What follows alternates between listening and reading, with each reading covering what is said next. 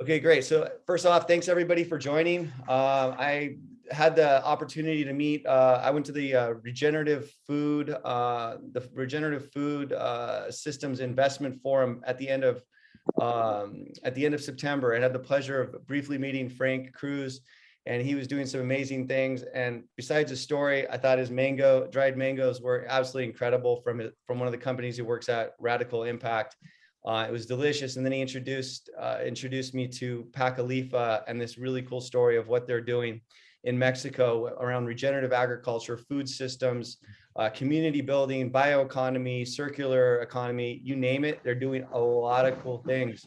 So I don't want to steal their thunder or take up too much time, because I want Alejandro, I want Alberto and Dr. Jose and Frank to share the story. So with that, Alejandro, you should have the ability to share your screen. So that'd be awesome. And also please put yourselves on mute if you're not presenting or asking a question later on today. And again, populate questions over in the right in the chat and share who you are, so we can get to know everyone. So thanks again to the guys, and looking forward to this.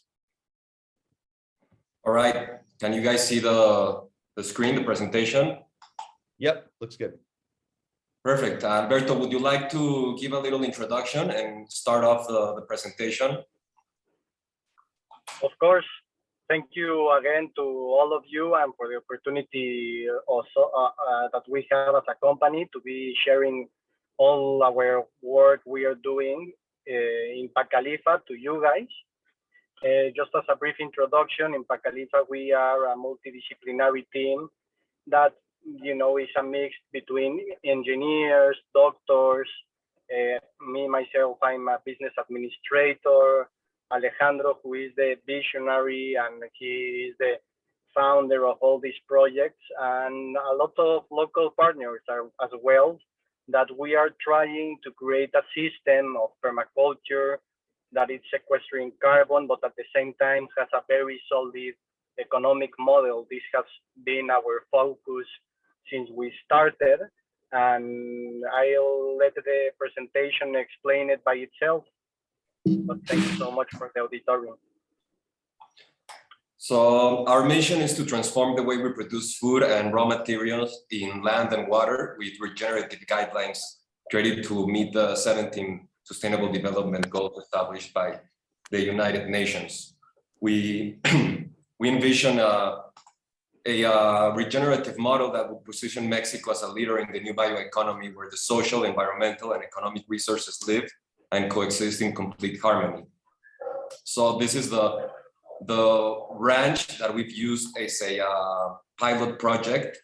This ranch is in Michoacán, in an extremely marginalized area. This ranch is at the foothills of one of the most productive areas for cannabis in the whole country. And what we've tried to do is basically create in an extremely strategic area an example for other people and for other farmers to learn from and hopefully apply to their own crops. This has been an ongoing process, as you can see. So this is what we're trying to do. This is our circular integration model. I mean, it all starts with the amendments and on the ground with the agricultural model. And for the purposes of this conversation, we will be focusing more on this part, but I will go through this circular integration model real quick. So we start with the amendment factories that allows us to create the regenerative agricultural model. We work on a cooperative-based model supported by FIRA and INAES, which are Mexican institutions that support the national development. Through this and through the help we've had with Frank and Radical, we are incrementing the value out of our products. Also, we're utilizing some of the products that we're growing or we have access to create not only foods, but also medicines. We have a third-party authorized lab where we're creating formulations and different things. Part of our team is an extremely talented doctor from Mexico, which is an expert in extractions of different compounds, pharmaceutical or different types of compounds either from, crops or other sorts of prime matter that we acquire through these regenerative models. At the end, we have the circular systems company, which basically is a waste processing company where we're taking all of the ag waste, all of the leftover from our circular integration model, and using it for construction materials, extracting the fibers for fabrics, sustainable fabrics. And at the end, we're left with all of the chemicals on the soil, and we, through the CONACYT, are putting it back through our amendment factories and giving it back to the ground. So as we see it, agriculture is not only about food, our health and the planet is at risk. This is what we're used to seeing in Michoacán. So basically, during Lázaro Cárdenas times, which is like 100 years ago, the coast of Michoacán was developed, introducing the European tall grass for cattle. And ever since, we've been seeing heavy deforestation. I mean, Michoacán used to be an amazing jungle with 30-meter tall trees all over the place. And for 100 years, we've been burning everything and planting European tall grass for the cattle. So this is what we're fighting. The usual marginalization models that we're seeing in Michoacán is basically, this heavy dependency on synthetic agrochemicals that is, poisoning our soils, making us dependent on these multinational companies that at the end of the day are the ones who are taking all of the income from the farmers without taking any of the risk. The usual herbicides like glyphosate, which is a big subject now in Mexico. Our president has made glyphosate illegal in the country starting 2024. So that has been a big push for projects like ours, especially for the amendment factories that we're building. It's a big opportunity for small companies or new companies in the country to enter into this niche that is usually being totally flooded with Bayer and Monsanto chemicals. The way we see it is that all of these models have been created very strategically and applied very successfully in the country. The way we see it, these are models to create scarcity in extremely productive areas. These areas where we work are like, California on steroids. There's a lot of water, the soil is amazing. There's so many natural resources, but, somehow the area is totally marginalized. There is no development. There is a huge outflux of people that are migrating because there are no opportunities, even though the areas are extremely beautiful. I mean, these places are really paradise, but because of these models, they're totally marginalized. The way agriculture in Michoacán looks is basically monocrops, especially papayas and mango. On the coast, we have some of the best coconut plantations in all of Mexico, amazing coconuts. But, basically it's all high intensities of synthetic agrochemicals, and simply there's no real access to the markets to all of these farmers. These people, they have no true options to sell their crops, so they're usually left at the will of intermediaries that pay them basically nothing. So they don't have any real means or how do you say? Yeah, they don't have any true means to improve their system. No access to markets or no one to truly come and help them change this. That's where we come in, and what we're trying to do is, especially in these extremely marginalized areas, which produce more than 70% of the food here in Mexico. These are extremely low-income farmers that are the ones who basically are making all of the food. So the way we see for us to create this change in the paradigm of agriculture in the area, everything starts with our bioamendment factories. And here we have on the line Dr. Fulvio Joanetto, who is here pictured with his son. Fulvio is a super interesting character. He's living in an indigenous community here in Michoacán, and He's been helping extremely marginalized people in the country to develop organic means of cultivation. And Fulvio, if you're here with us, why don't you give a little bit of an explanation of what we're doing with the Amendments Factory and your experience in the Sierra living with the indigenous communities?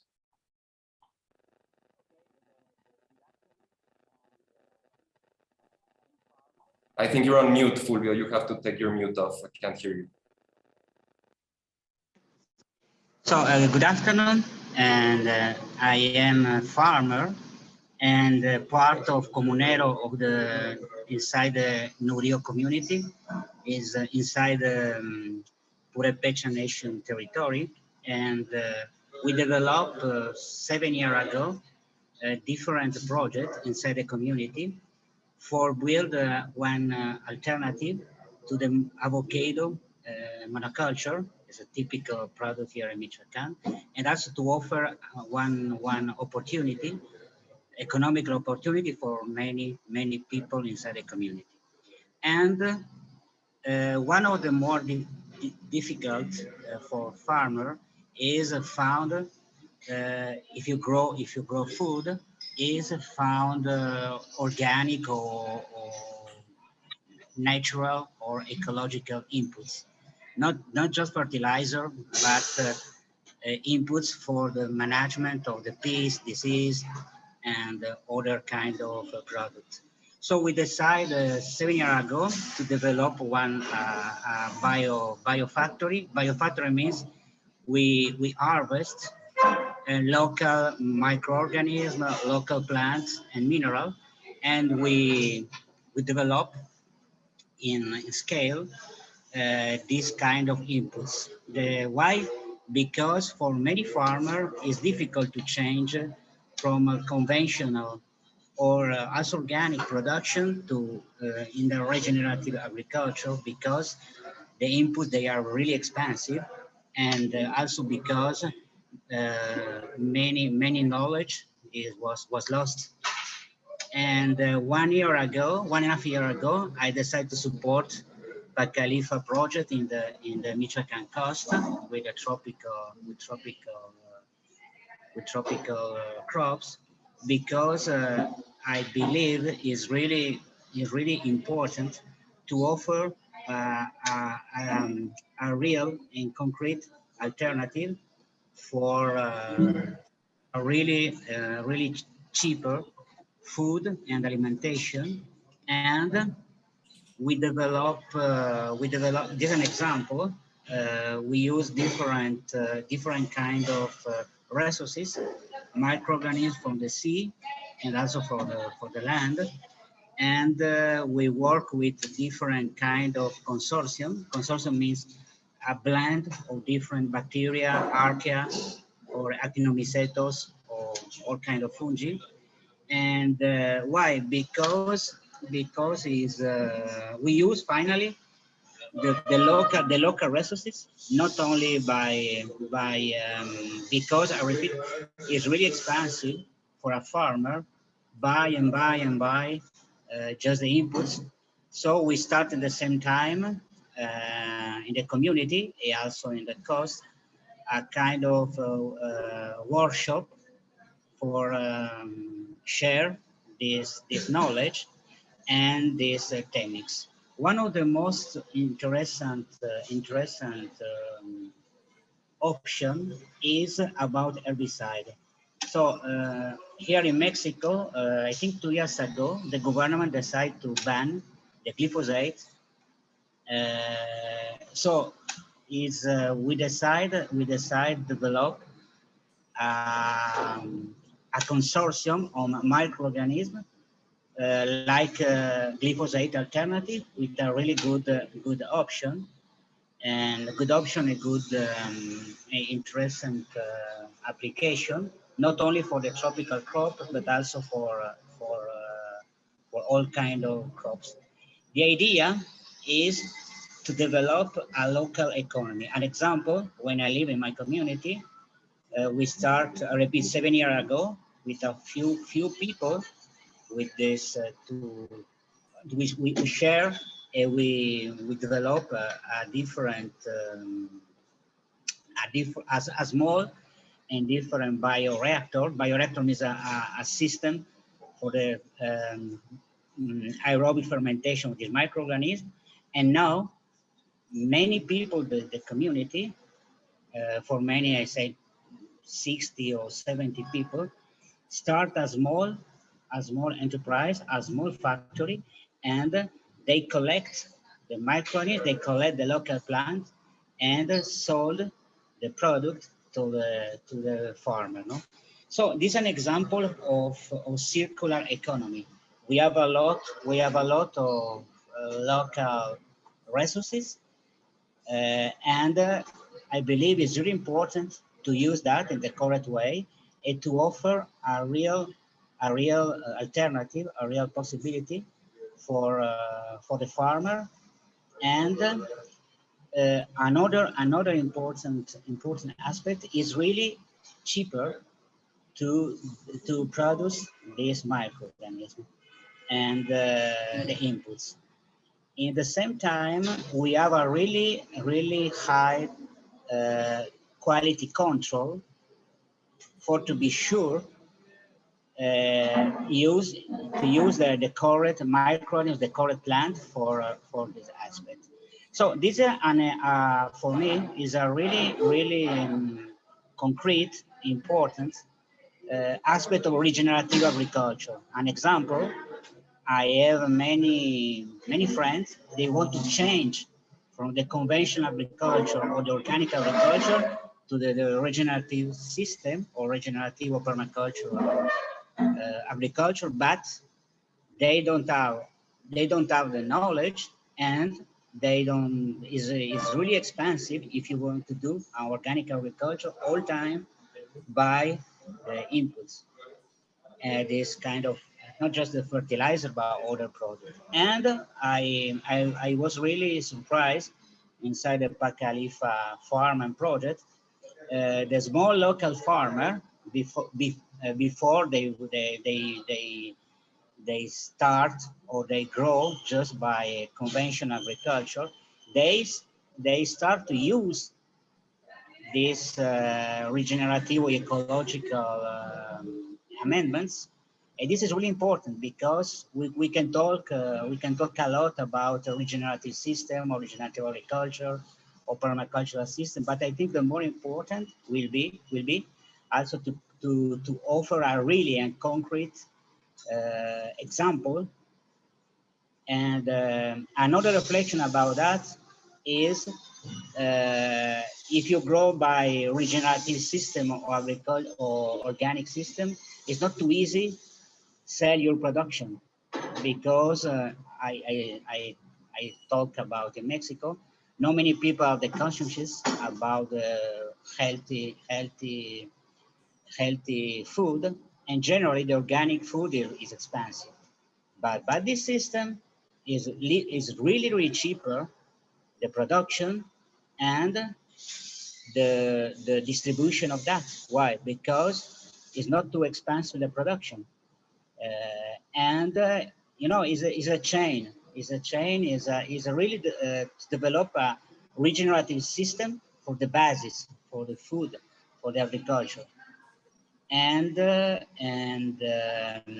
this year we start at the second level, second phase of the biofactory, and we decide to start to use also marine algae or marine fungi for agricultural purposes.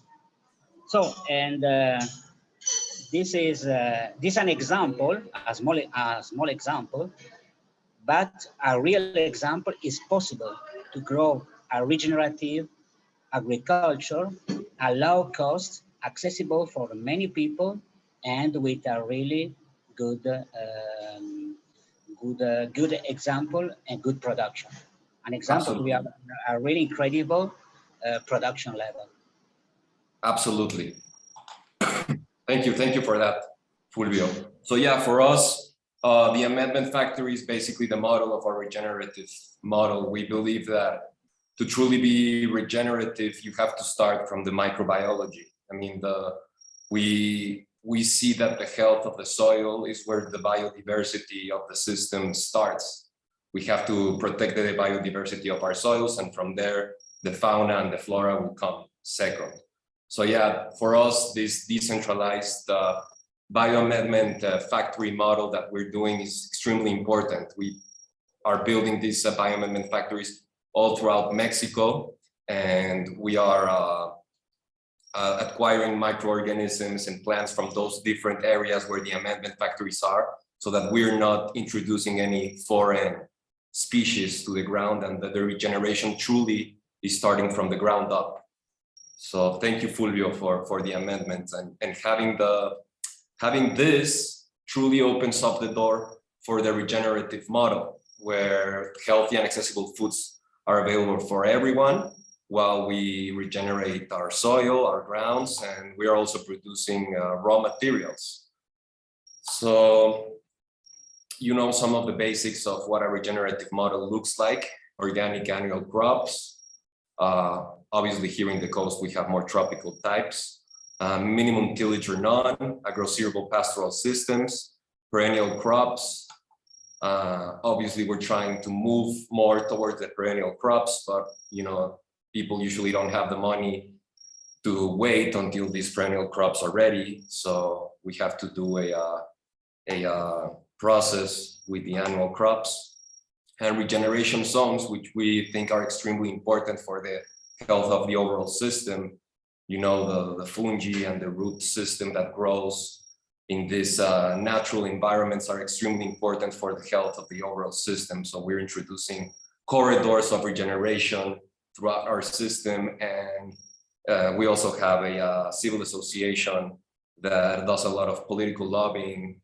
We've done so for the cannabis, and now we're doing so for regenerative agriculture, trying to get into law that all the farms in Mexico should have these regeneration zones and channels that eventually or hopefully would be connected between each other and connected to the main canyons of the country where the important rivers are, and create all of those as reservoirs. So we also have here on the line our engineer, Jose Rosas.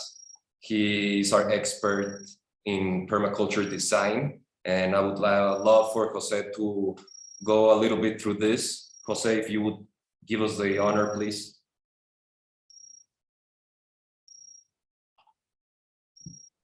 Okay, can you hear me? Yep. I think what's important of the project is that grew as a social regeneration project. So the farm was developed and designed as a model that can be replicable by anybody in the area, depending on what the context is. So what we did, we took the farm and we said, okay, we have a mango orchard, people have mango orchards, people grow papaya, people have deforested areas. So we made a farm that we can help people reapply the system depending on the context and their needs. So we had a problem with water. So the system used to have a lot of water in some areas. So what we did was, starting from the top, we did all these kind of these key line curves, which was the open area of the farm, where we could grow annuals, because you have like annuals, of course, are way more economically viable, but they have higher risks. So what we did in that part is we did these key lines, and each of those lines that you see with the red dots are perennial crops. Like we have coconut palm, we have lemons, we have pineapple. Well, pineapple is just a perennial. We have bananas. So the model is that those perennial crops can sustain the operation of the system. So if papaya, which is what's grown in the region, fails, which happened this year, then you don't lose money, you know? So the perennials can keep the system. It's not economically as interesting as papaya, but if papaya fails, the system doesn't fail economically. And with that, of course, our first mission as permaculturists and regeneratives is to try to capture 100% of the water that falls into the farm, so we can put it into, we can sink it into the ground and not lose soil. So what that part does, it's where the main entrances from outside of the farm come in. We capture the water, we disperse the water, we infiltrate the water, so we don't have runoff and we don't have soil loss. On the upper part, we have bamboo, which is where the dot is, because that's where water comes from outside the farm, and we don't know the chemicals they are using. So we use bamboo to stop the heat of water, the impact of water, but also to grow materials for construction, and which is it's very viable in the region. Then, where the lines underneath is, that's a cultivation of Paulonia, which is a very, very, very fast growing tree that captures a lot of carbon. And that system is meant to work as an animals and plants growing together, because there's a lot of cows in the region, which if you saw the images in the beginning, everything looks dry around. It's because they cut the trees and they put this grass that it's not local to grow cows. So we need to have a system that resembles that, so farmers can copy it and they can grow cows, but still capture a lot of carbons. If we have a regeneration zone, which is the yellow line, which is where local trees are being grown as a way to attract local fauna. Because if we want to regenerate, we have to bring the local fauna back in. And the place is amazing. There's like so many birds and things coming back, and they bring seeds. So it's meant as a corridor for local plants to attract local communities and to connect both boundaries as a bridge for where you see the green dots on the left side of the screen and the yellow dots, which is it's a margin of the land, which is being put with local trees, because it's a very, very beautiful trees and with very, very high valuable materials, high valuable wood. If we go down where it says zone 0, that's our nucleus of permaculture. That's where we have our house, we have our chickens, we have our garden for veggies and herbs and stuff. And that's where mainly we hang out, which is not meant. That's where we have the pool. That's where we have the pool, the natural swimming pool. And we have a pretty big garden that we can produce there and distribute to the local communities. Because one of the, so a very, very important aspect of the farm is we are growing a lot of products that can be exported from the system, but we also want to grow a lot of food that can be used locally, like chaya, like malanga, tubers that are meant for local sustainability and not necessarily as a commodity to be exported from the system, which is very, very, I think what's really, really important about this, it's a social regeneration project from the beginning. It's not, we know regenerative agriculture works. We know what it can do. We know the product is better. We know we can sell it. But if regenerative projects want to become social, they have to be from the beginning set up as a way to be reproduced locally, like the biofabric. The biofabric was set up with almost local materials, because if we want people to have biofabrics in every region, we cannot put specialized materials. So everything needs to be made in a way that people can reproduce it. So we love to say that we use appropriate technology that people can appropriate. Exactly, exactly. Schumacher used to say that in his Smallest Beautiful book. Appropriate technology, it's not that it's a correct technology. It's a technology that people can appropriate easily in the region. And that's what we're trying to do. So we go farther down south of where the red lines are. That was the mango orchard, which there's a lot of mangoes, a lot of abandoned mango orchards in the region. So what we did is, okay, we can put some other trees in it. So we put it coconut palms, and then underneath we put tubers in one side, the sunny side, And then on the shady side, we put habanero chili, which is a chili we can sell at 200 or 300 pesos a kilo. So we can sophisticate it. So what we've been trying to do is to make like this pattern of different things that can be grown in the region that can be easily reproduced to people.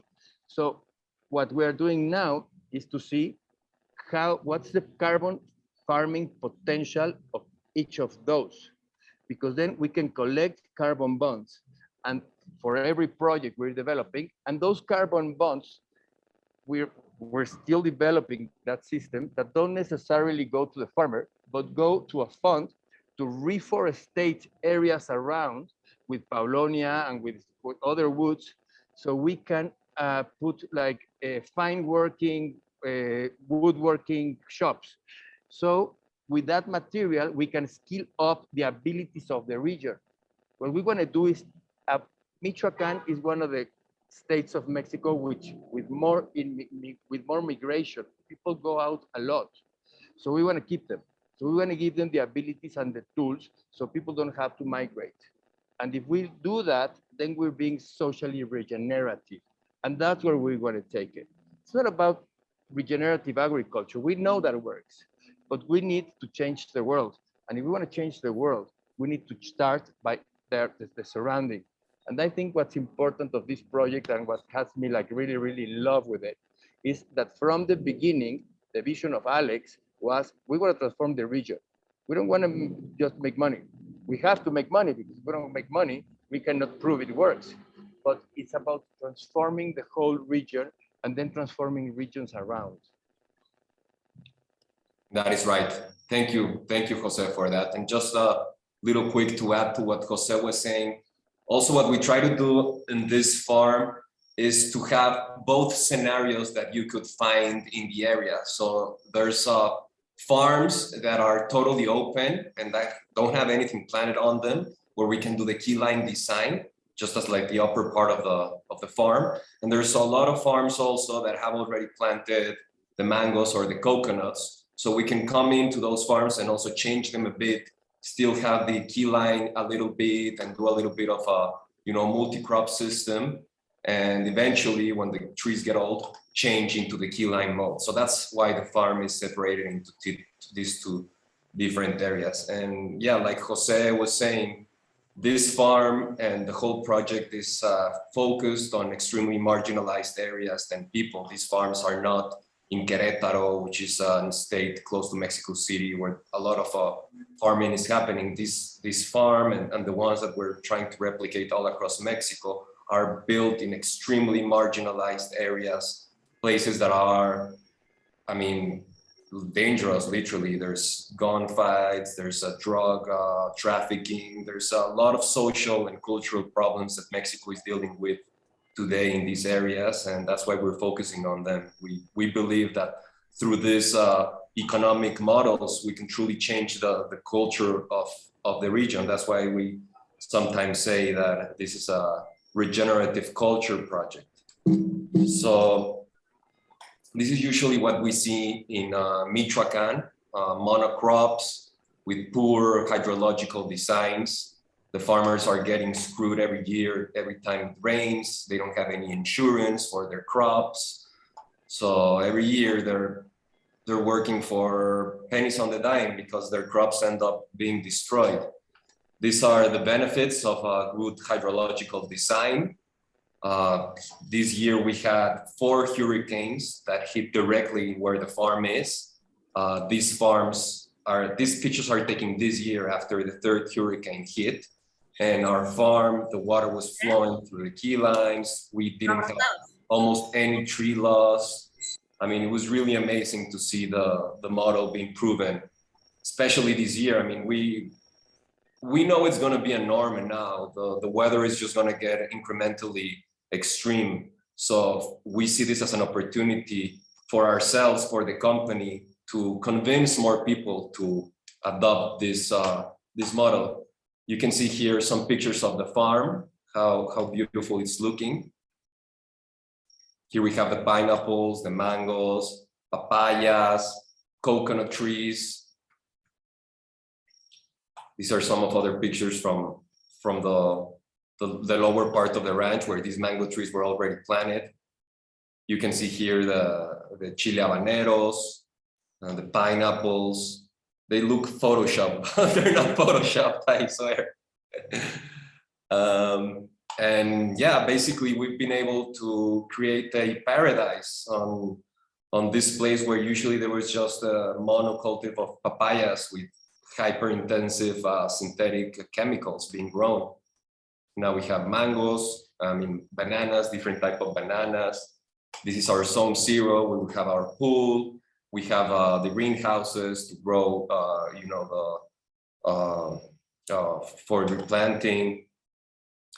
And after we've been successful with, the amendment factories, the regenerative model in ground, after we've been through Frank's dehydration facilities, after we've been through our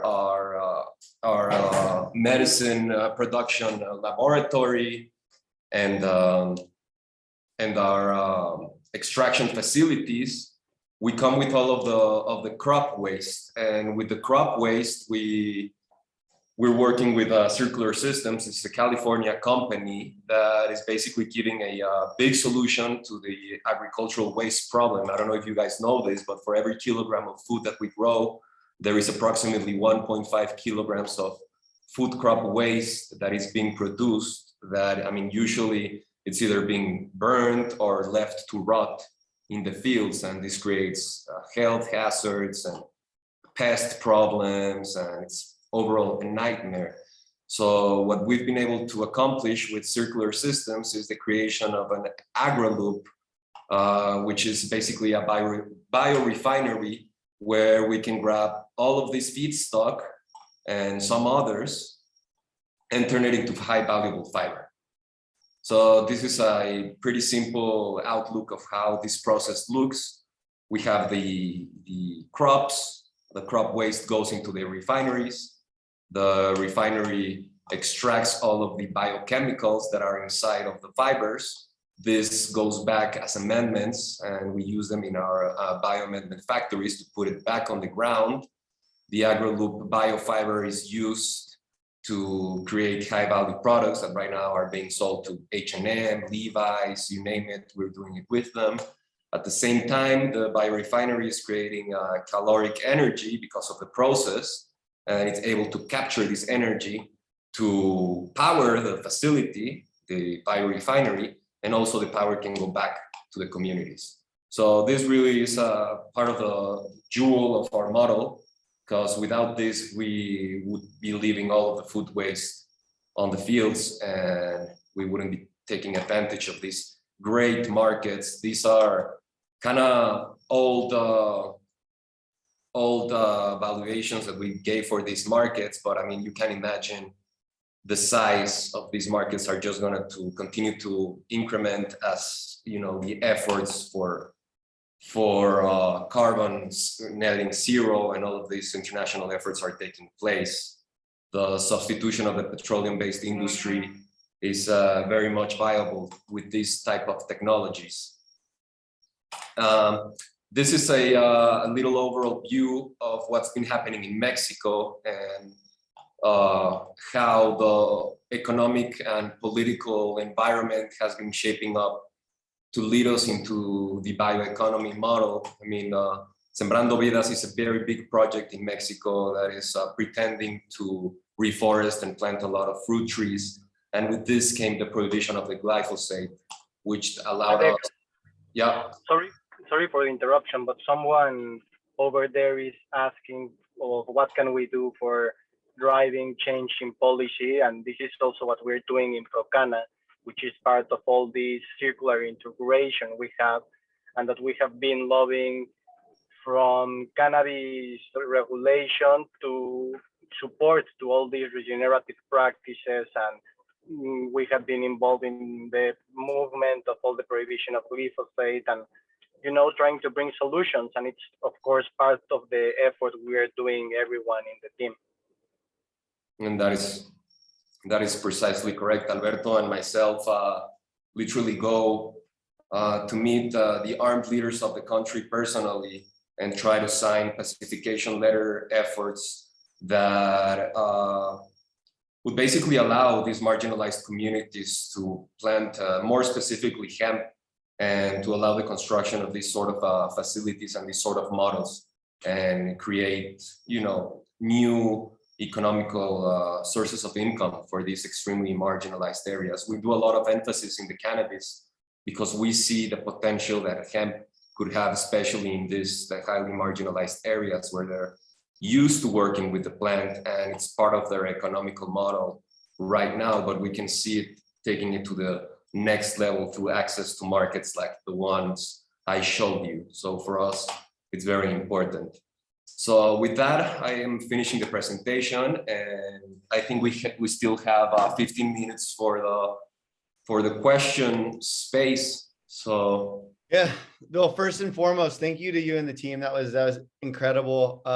People are pinging me saying this is super inspiring and they really love what you guys are doing. So muchas gracias. First and foremost, just a couple questions that I think you can answer right off the top. Catherine asked, what's the size of the current farm, the Pakalifa farm, the concept one that you shared? Can you? That's a 20 acre, that's a 20, not acre, hectare, hectare, yeah. So about 50 acres. Yeah, like 50 acres, something like that. But now we're obviously working with several other farms that we're not showing you as yeah, in the process of creating them. But this, our pilot project farm, is 20 hectares. Perfect, which I think then you're setting up John's question. He asked how many other sites or projects. I mean, you don't have to share specific numbers, but can you give an idea of how you're also like scaling what you're trying to do in Michoacán and possibly other states in Mexico? Yeah, absolutely. So here on the line, we have Frank Cruz with us. Frank is one of the most important mango buyers in Mexico and has an incredible amount of influence with many producers in Mexico. And we're actively right now trying to do different farms in Guerrero and other places where Frank is growing the mangoes. And us in Michoacán, we have like 2 or 3 other farms where we are growing crops, and we're slowly but surely convincing the people to evolve to this model. I mean, it's not easy sometimes to convince the people to change something that they've been used to doing for so long. But for complementing a little bit about that, we are also creating this capital fund where we intend to first self-fund, you know, some of the projects we have at hand right now, because we have, you know, some different interesting opportunities from Veracruz and other states in Mexico. But also in a second stage, we want to accelerate and give the farmers that want to change into this regenerative organic system the possibility to fund them, you know, through government money or even to private money. You know, it doesn't necessarily have to be funds that are, you know, lost fund or at a very special rate, but we really see how a lot of times the huge barriers so you can transform your farm is an economical resource that of course has to be in place. So this is why also as a group we are creating this fund so we can have money to create and accelerate all the ripple effect we are creating in the communities we are working with. Correct. And we're also working hand in hand with different government institutions like the CONACYT or FIRA. CONACYT is the National Council for Science and Technology. They've been extremely helpful to us with the bioamendment factories.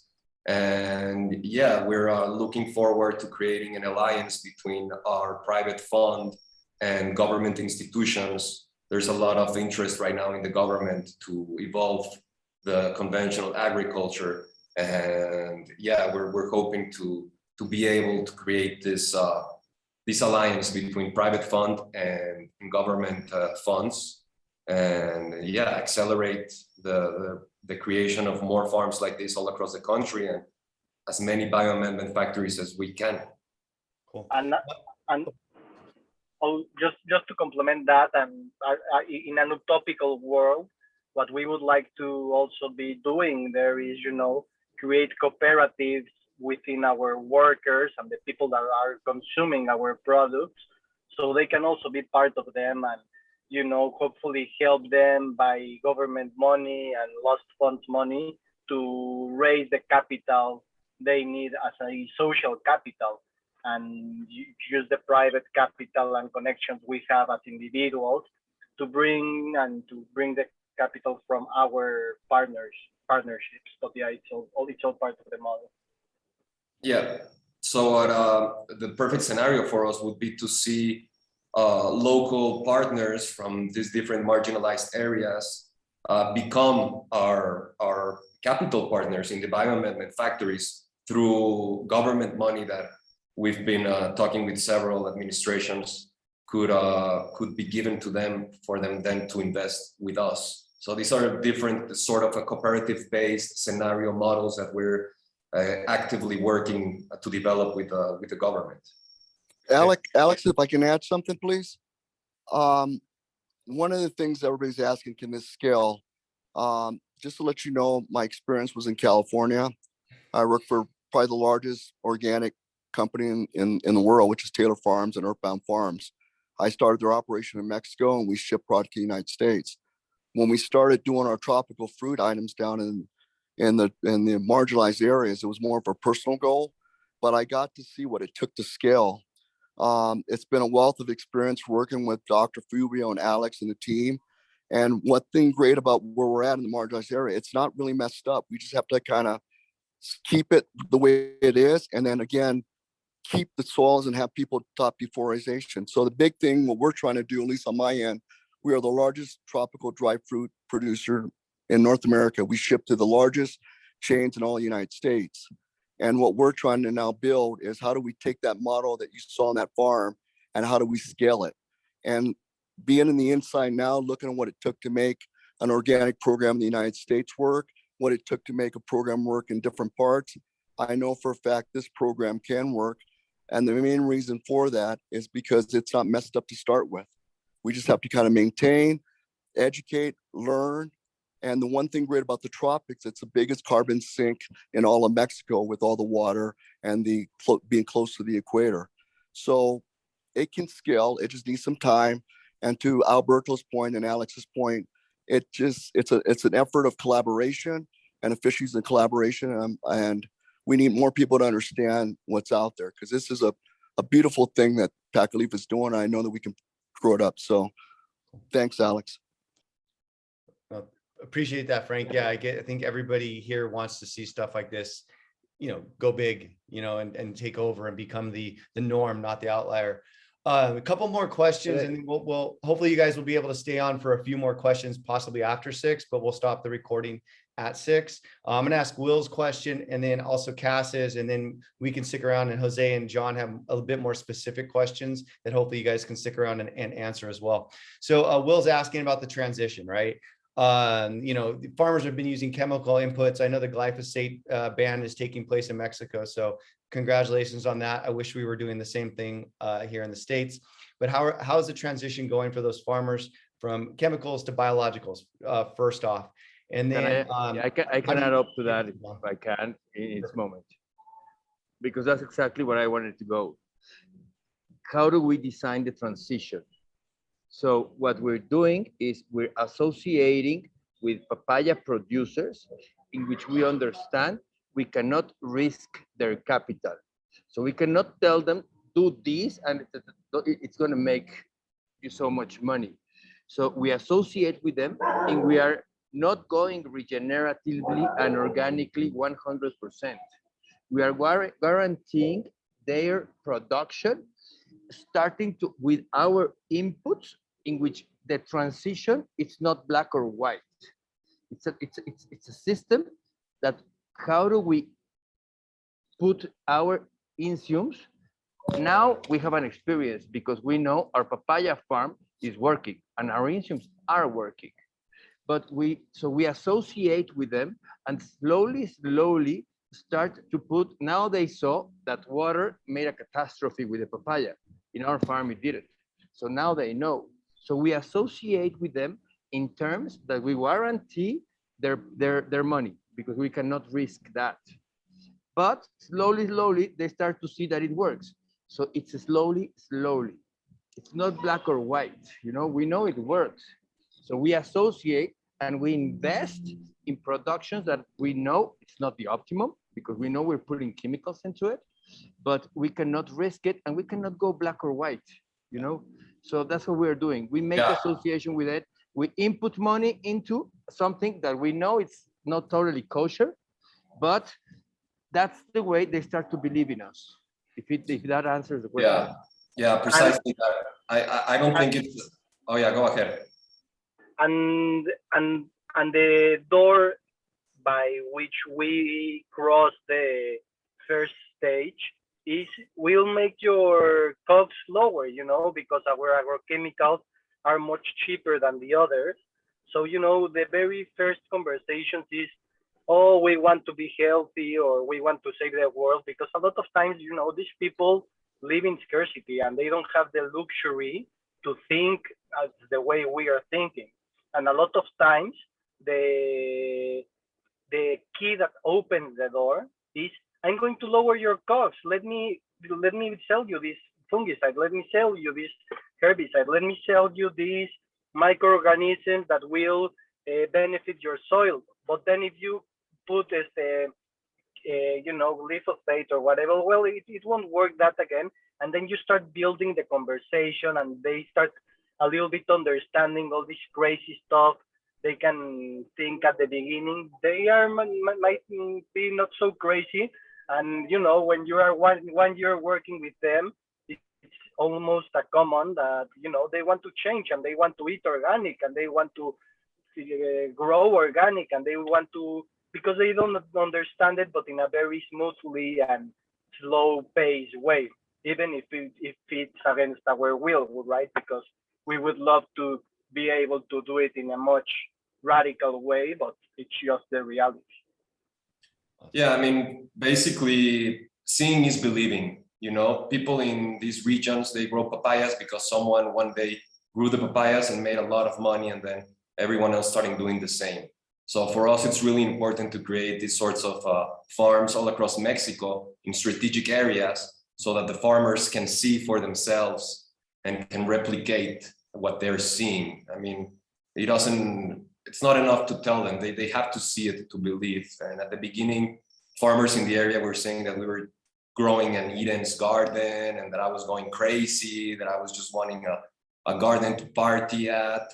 But then they started seeing the results and they started seeing that we were making money and that we were spending less money. So people by themselves start getting interested and want to copy the model. So I think that the most important thing is to actually do it. We have to do these farms all across Mexico and we have to show people that this is real. Yeah, no, that's amazing. So, I mean, the last question that we'll do before we stop the recording, and while the larger group is here, and then hopefully a couple of you guys can stick around as mentioned, is Cass's question. How can you help? How can we help, right? You have a group here of folks that are motivated and they love this topic and they want to, they appreciate the webinar and everything, but how can we help? And what are your asks? What are your asks from the group? And is there some specific things that we can do? And also you guys, how can people get in touch with you? Can one of the team please post an email or a way to reach out to you guys?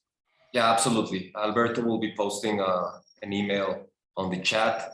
And well, you know, the most important thing that people can do to help, I always tell them, is vote with your money. I mean, really, the things in this world exist because we buy them. I mean, just don't buy any, you know, high intensity products. Don't support these multinational corporations that are the ones creating these marginalization schemes in these productive areas to benefit from them. I think that's the number one thing that we can do as individuals. Vote with the money. Every time we spend money on something, we're voting for its existence. So that's number one. And then number two, I mean, obviously we're, as Alberto told you, we are going to be doing this, we're doing this investment fund.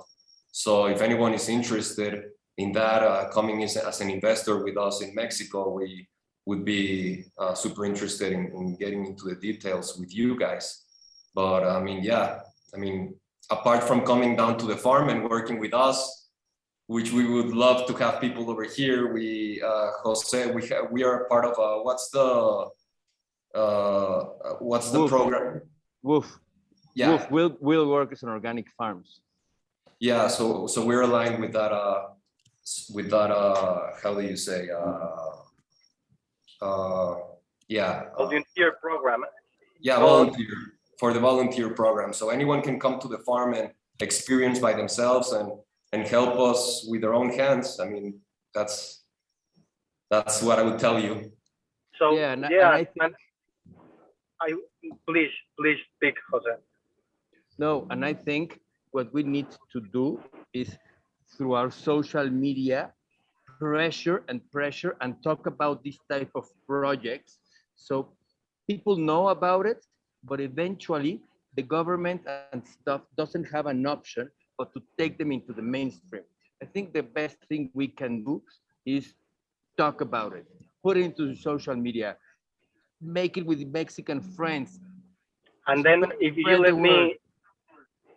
let me continue, Jose, that's the other point. You know, we're really right now at the fund still looking for, you know, possible general partners who can add some smart money into the fund, just not just money. So if you believe you are, you know, an individual that can really add, or as a group can really add something that we might not have in the table or in our perspective, we would be super open to hear.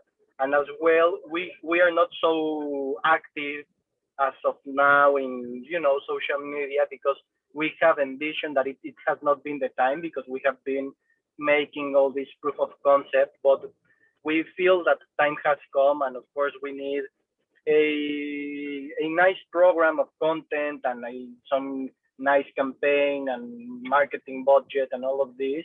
And if you guys, you know, somehow can help us with that, we would also be very open to receive some help in that point.